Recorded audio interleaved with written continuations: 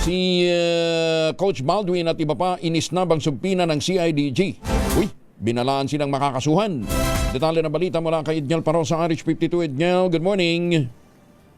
Kuya Angel, nagbabala ang otoridad sakaling isnabin muli na Ateneo Blue Eagles head coach Tom Baldwin ang sabina ng Criminal Investigation and Detection Group kaugnay na investigasyon sa pagkasawi ni na Rene Baterponia at Divine Adili. Ito'y matapos ang no-show ni Baldwin sa Campo Crame kahapon kung saan hindi tinanggap ng pulisya ang representasyon ng kanyang mga abogado.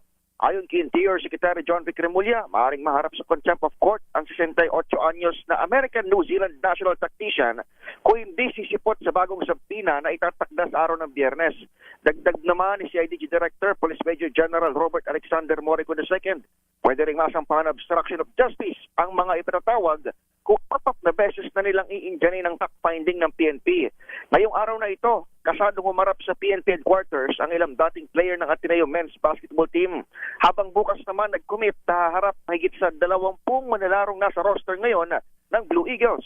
Kabilang sa line of questioning na binabalak ni Morico ay nakasentro sa investigasyon ng homicide o maaring hazing sa training camp ng koponan sa Tepocolao, Aurora.